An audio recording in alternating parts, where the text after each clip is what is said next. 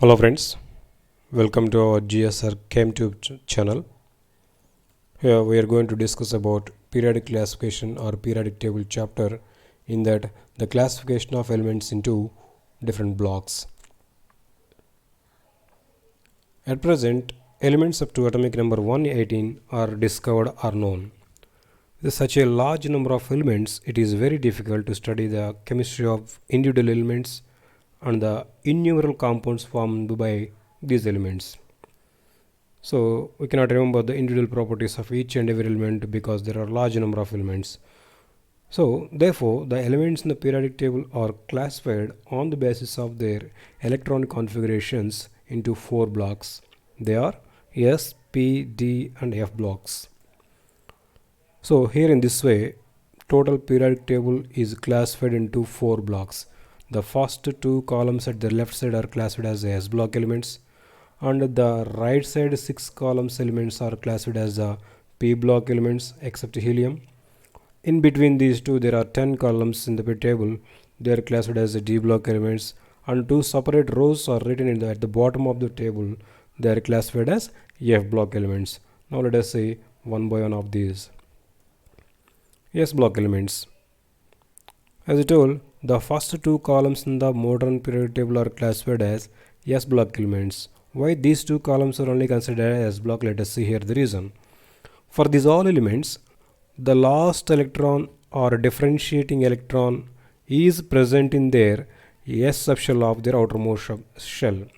That is why these are considered as the S block elements. So definitionally we can say like this: the elements in which the last electron or differentiating electron enters the S subshell of their outermost energy level are called as S block elements.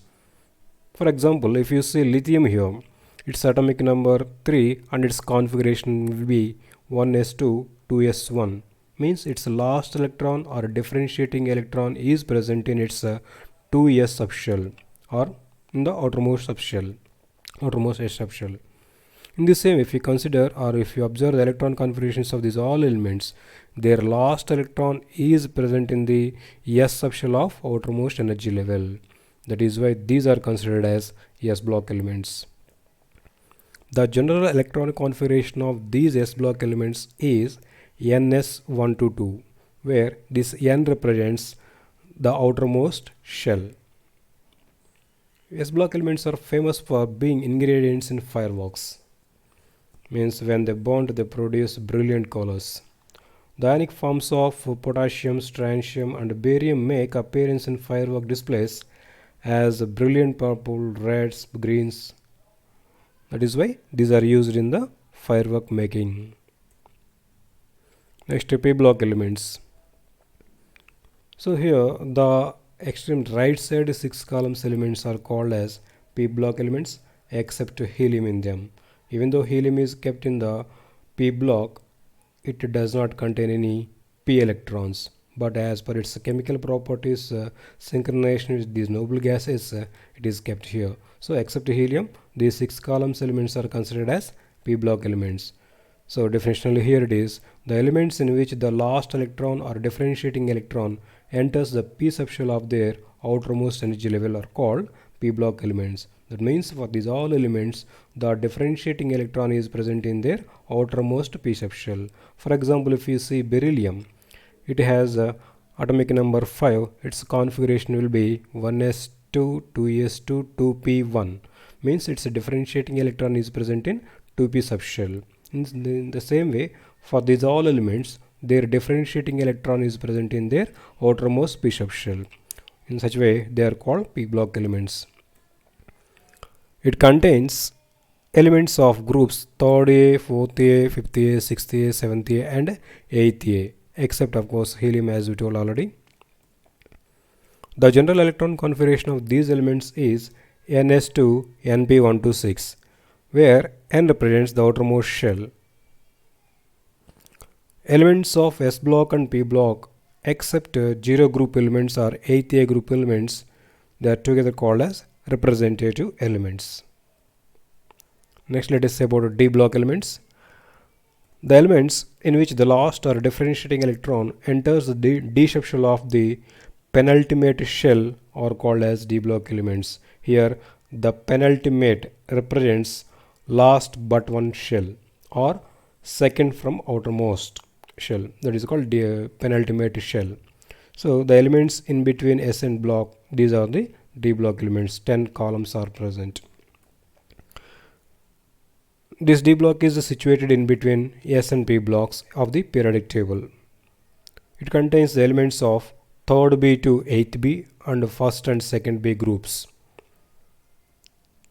The general electron configuration of these elements is n-1 d1 to 10 ns1 to 2, where n-1 represents penultimate or last but one shell and n represents outermost shell. Now let us say about F block elements. The elements in which the last electron enters F subshell of the anti-penultimate shell are called F block elements. Here anti-penultimate represents the last but two shell or third from outermost shell, that is called anti-penultimate shell. So for these all elements which are there at the bottom of the periodic table in separate two rows, for these all elements their last or differentiating electron is present in F subshell of anti-penultimate shell or last third shell. So these are the two columns of F block elements. It consists of two series of elements placed at the bottom of the periodic table. The elements of first series follow lanthanum and are called as lanthanoids, and the elements of second series follow actinum and are called as actinoids. The general electron configuration of these elements is n-2 f1 to 14 n-1 d0 to 1 ns2, where n represents the outermost shell, n-1 represents last but one or penultimate shell, n-2 represents the anti-penultimate or last but two shell. Thank you for watching our video. Please subscribe our channel and press bell icon for receiving latest updates.